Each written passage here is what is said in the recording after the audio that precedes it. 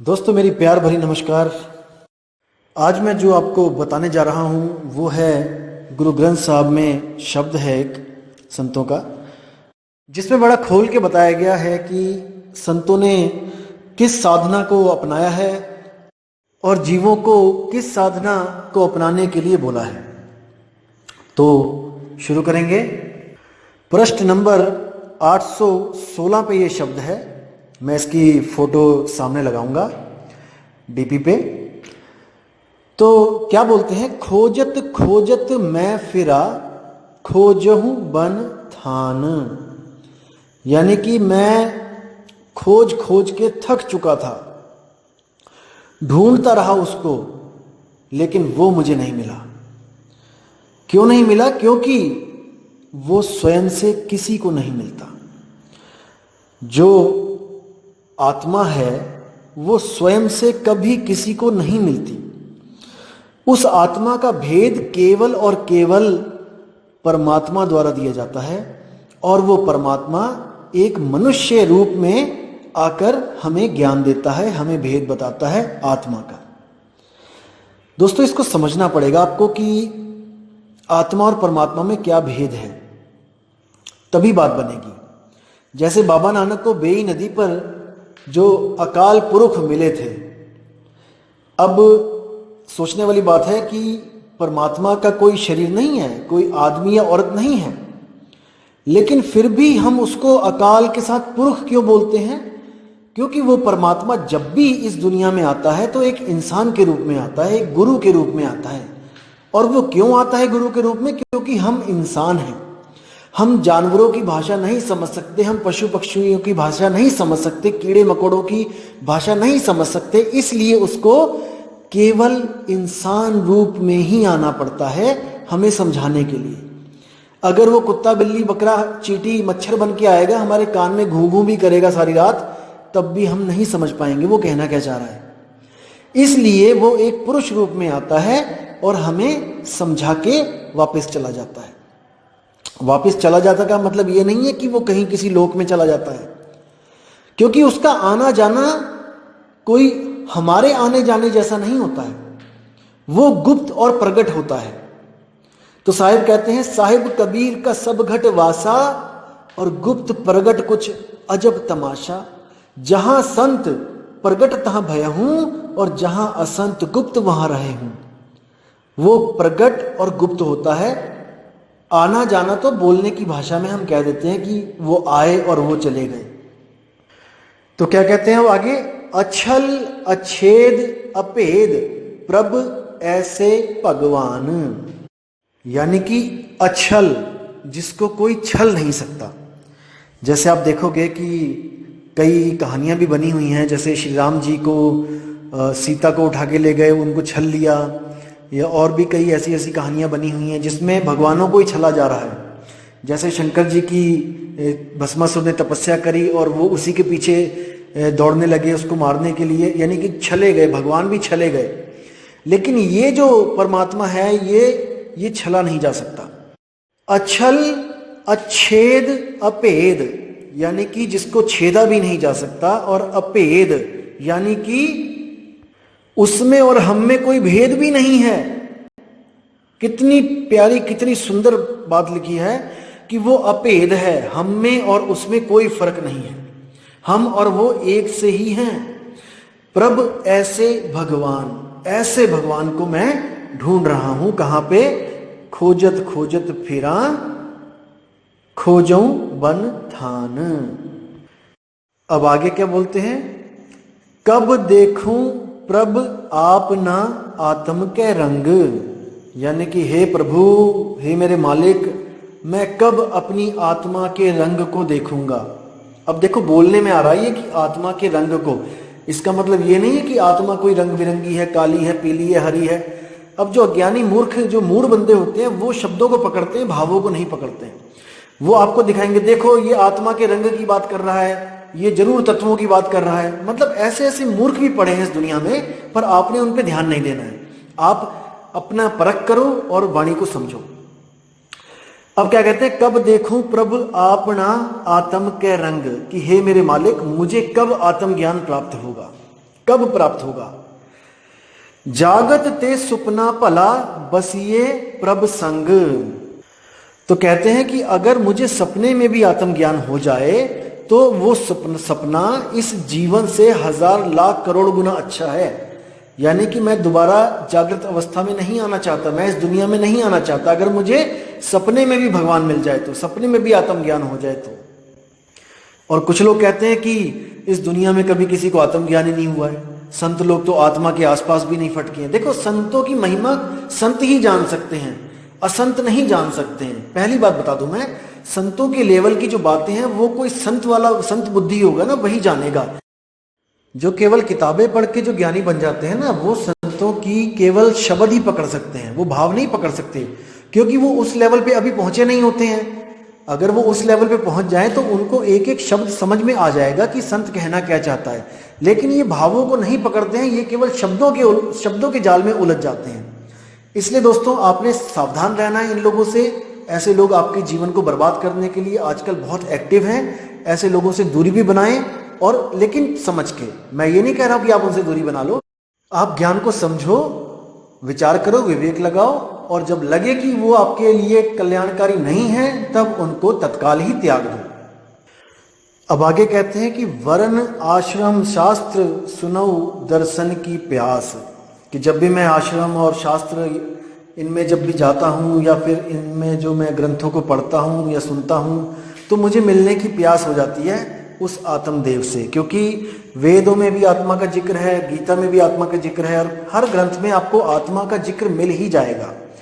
उनको सुन के कहते हैं कि मेरी प्यास बढ़ गई है उस आत्म तत्व से मिलने की।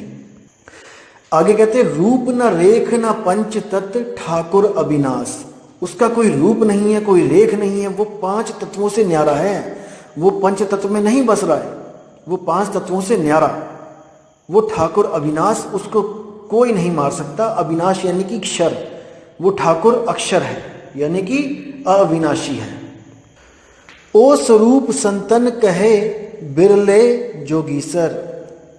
कहते हैं कि उस स्वरूप के बारे में कोई बिरला ही संत होता है, जोगीश्वर यानी कि जोगियों का भी ईश्वर, जो सबसे बड़ा जोगी है। और आपको पता है वो कौन है? संतों में जो सबसे बड़ा संत है वो आपको पता ही है कौन है। तो कहते हैं, कर कृपा जाको मिले तन तन ते ईसर। यानी कि जिस पे कृपा वो कर दे उसको वो जाके मिलता है, उसको स्वयं जाकर मिलता है और उसको आत्मा का भेद देता है, रहस्य देता है। अब क्या देखो, अब क्या बोल रहे हैं कि सो अंतर सो बाहर है, बिन से तह परमा। देखो, बहुत गहरा विचार है इसमें, लेकिन इसको समझोगे तो बड़े प्यार से समझ में आएगा। कह रहे हैं कि सो अंतर सो बाहर है, कि मैं आज तक जो बाहर ढूंढ रहा था और जो अंदर ढूंढ रहा था। देखो, इस दुनिया में 2 तरह के लोग हैं। एक तो परमात्मा को शरीर के बाहर ढूंढते हैं, और एक परमात्मा को शरीर के अंदर ढूंढते हैं। 2 तरह के लोग मिलेंगे आपको। एक कहेंगे कि नहीं, मेरे साथ चलो, बद्रीनाथ चलो, केदारनाथ चलो, कहाँ चलो, वहाँ चलो, पहाड़ों पे चलो, वहाँ पे दर्शन करके आते हैं। एक तो ये लोग हो जाते हैं। और एक कहते हैं कि नहीं भाई, बाहर नहीं है परमात्मा, वो आत्मा तत्व, परमात्मा तत्व वो हमारे अंदर है। तो वो अंदर की भक्ति करने लग जाते हैं, और सच्चा गुरु, भेदी गुरु ना मिलने के कारण इन चक्रों की साधना करने लग जाते हैं। अपने अंदर त्रिकुटी में साधना करने लग जाते हैं, सहस्रार तक पहुंच जाते हैं। तो कई साधना करते हैं, लेकिन उनको वो चीज नहीं मिलती वहां पे। तो ना तो वो बाहर है और ना वो अंदर है, लेकिन उसकी शक्ति से बाहर का भी सब कुछ चल रहा है और अंदर का भी सब कुछ चल रहा है। अब इसको क्या बोल रहे हैं? सो अंतर सो बाहर है, यानी कि वो अंदर है या बाहर है, इस भ्रम को खत्म कर दिया गया है। बिन से तह परमा, इस भ्रम को उसने खत्म कर दिया है कि वो अंदर है कि वो बाहर है। वो ना अंदर है ना बाहर है, वो अपने ठिकाने पे है, वो अपने स्थान पे है। जैसे बोला कि एक कहो तो हूं नहीं, 2 कहूं तो गाली, यानी एक भी नहीं है 2 भी नहीं है। तो भाई, एक भी नहीं 2 भी नहीं है, तो बताओ मुझे कि क्या है? ऐसा कोई बोल ही नहीं सकता कि वो 1 और 2 के बिना कोई तीसरी चीज बताओ। 1 और 2 के बिना तो शून्य है, केवल 0 बोल सकते हो आप। अगर वो एक भी नहीं है और दो भी नहीं है, एक और दो के अलावा मुझे बताओ तो सही वो क्या है, वो कैसा है। नहीं बता सकता कोई इसको, लेकिन भ्रमित करने में लगे हैं सब। असल में क्या दिक्कत है कि कोई समझना नहीं चाहता, सब समझाना चाहते हैं, बात ये है। तो कहते हैं कि सो अंतर सो बाहर है, कि यानी कि वो बाहर है या वो अंदर है। बिन से तह परमा, ये भरम मेरा निकल गया, मेरे दिमाग से मेरे गुरु ने ये भरम निकाल दिया। अब उसने मुझे क्या बताया है, जैसा तैसा कहूं कहे कबीर विचार, वो जैसा है मुझे वैसा ही बता दिया गया। इसी तरह वो जहां पे है मुझे वहां का ज्ञान दे दिया गया। अब आगे क्या कहते हैं, नानक तिस प्रभ भेटिया जाके पूर्ण कर्मा, कि नानक वो उसी को मिलता है जिसके कर्म पुरबले हों, जिसके बहुत बड़े बड़े बड़े बड़े भाग हों। वो परमपिता परमात्मा एक गुरु रूप का धारण करके, इंसान रूप धारण करके, वो उन पुण्यकर्मी जीवात्माओं को मिलता है जिनके भाग बहुत बड़े बड़े बड़े भाग हों। तो देखो, संतों ने समझाने में कहीं भी कमी नहीं छोड़ी है, लेकिन अगर हम ना समझें तो इसमें उनका कोई दोष नहीं है। हम नहीं समझ रहे हैं, इसमें हमारा दोष है। हम लोगों की बातों में आ रहे हैं, इसमें हमारा दोष है। आज क्या किया जा रहा है, देखो, जिनकी मैं बाणी बता रहा हूं, आज वही गुरुद्वारों में बाणियां पढ़ के माथा टेक के अपने अपने घर चले जाते हैं। क्या कोई विचार कर रहा है? क्या कोई उस अक्षर का जाप कर रहा है जो बोलने में नहीं आता, पढ़ने में नहीं आता? जैसे बाणी 340 में आपको बताया था पेज नंबर पे, 52 आखर लोक त्रय सब कुछ इन्हीं माही, ये आखर खिर जाएंगे वो आखर इनमें नहीं। क्या 52 अक्षरों से परे की कोई बात हो रही है? कहीं पे बात चल रही है? हर बंदा कुछ ना कुछ जप रहा है। कोई राम राम राम राम, कोई जय श्री कृष्ण हरे कृष्ण हरे राम, कोई वाहेगुरु वाहेगुरु वाहेगुरु, कोई अल्लाहु अल्लाहु अल्लाहु, कुछ ना कुछ सब जप रहे हैं, लेकिन 52 से न्यारा कोई नहीं हो पा रहा है। इसलिए हमारी जिंदगी में एक गुरु की बहुत बड़ी अहमियत है, जो हमें 52 से अलग भी करे और हमें उस अक्षर पुरुष का लखाव भी करे।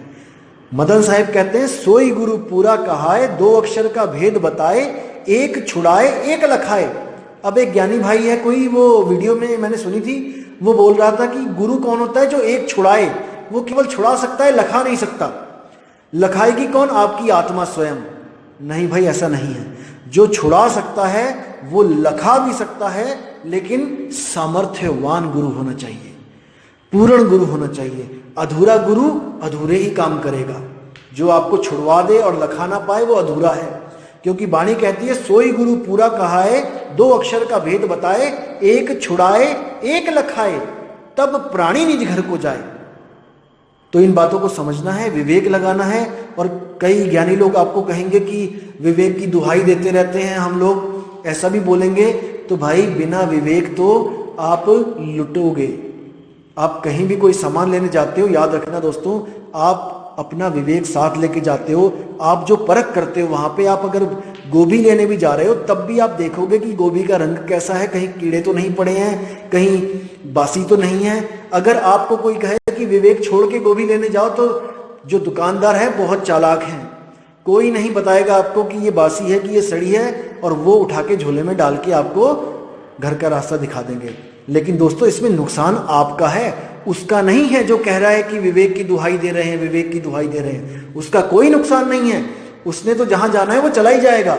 लेकिन दोस्तों, आपने कहां जाना है, आप ये विचार करो, क्योंकि ये जीव आपका है और ये आत्मा आपकी है। इसका कल्याण कैसे करना है, जीव का कल्याण कैसे करना है, ये आपने देखना है। ये किसी और ने इसका सिरदर्द नहीं लेना है। इसलिए दोस्तों, मैं परख देता चलूंगा और आप परखते चलो। जो आपको सत्य लगे उसका साथ करो, उसके साथ जुड़ो। अगर आपको कोई और भी सत्य लगता है तो आप उसके साथ जुड़ो। मैं दिल से यही चाहूंगा कि आप केवल और केवल सत्य के साथ जुड़ो, असत्य के साथ कभी मत जुड़ो। चाहे वो भले मैं क्यों ना हो, चाहे वो हमारा पंथ क्यों ना हो, चाहे वो हमारे गुरु क्यों ना हो। अगर हमारे गुरु असत्य बता रहे हैं तो उनके साथ कभी मत जुड़ो। शरेआम बोल रहा हूं मैं आपको। तो ठीक है दोस्तों, इसी के साथ मैं विदा चाहूंगा। आप ऐसे ही विवेक लगाते रहें, बाणियां सुनते रहें। और परख करते रहें और अपने आत्मा का कल्याण करें। जय गुरु बंदी छोड़ मदन साहिब, जय गुरु बंदी छोड़ वैराग साहिब, जय जय गुरु बंदी छोड़ सतगुरु कबीर साहिब, साहिब बंदगी सतनाम।